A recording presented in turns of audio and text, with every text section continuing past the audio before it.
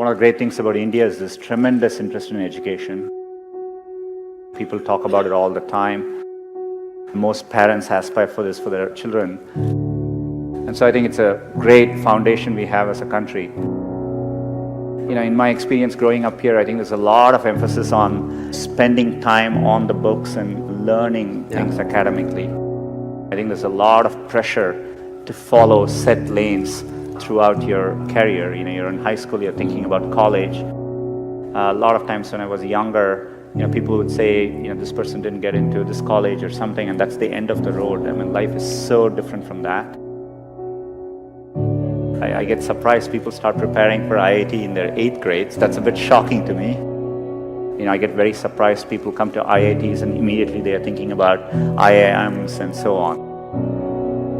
The US, for example, most students don't choose their majors till their final year. So people explore different things and find what they're really passionate about. The way I dealt with these things was try and feel what I really enjoy doing and pursue that. I would do what feels something like you like spending time on. I would use that as a yardstick and not feel the pressure to do what others are telling you to do. I've always wanted to work on computing, build computing products. The thing which still keeps me going is the desire to build products which will be used by billions of users and makes a difference for them. And that's what I've been focused on. It doesn't need to be even in engineering. There are many, many different ways, and you will see this later in life. People do well from all walks of life. I think education needs to evolve and change just like with everything else. Getting into an elite institution doesn't guarantee success. It matters a lot, but it doesn't guarantee success. I would like to see people value creativity, value experience of doing things, taking risks. It is important to be well-rounded. I would encourage people to try different things, take some risks, follow their passions a little bit more, enjoy what you're doing. And what matters most is loving what you're doing and trying to do well at it.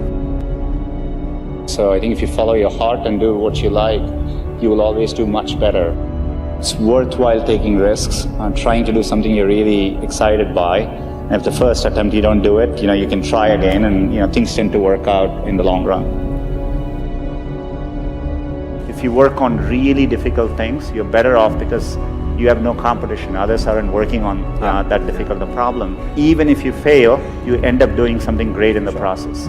You want to aim high enough that you fail a few times. I think that's the natural part of the process. Setbacks actually don't matter. In Silicon Valley, part of the reason so many people start up a company is starting up a company and even having failed, you can wear it like a badge of honor. And I think that's important. Culturally, risk is rewarded. So I think it's important to keep your hopes, keep your dreams, and try to follow them. Most of how life plays out is up to you, not up to what happens outside of you. And I think it's important to keep that in mind and take the long-term view.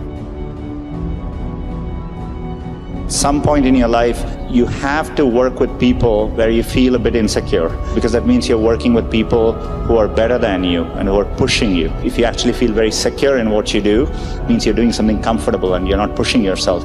There are many, many times I've felt working with people in a group, am I doing enough? These people seem much better than me, and I think it's an inherent part of learning. And as a leader, I think it's really important to build organizations where people actually want to work together and trusting them to doing the right thing. And as a leader, it's less about trying to be successful and more about to make those people successful.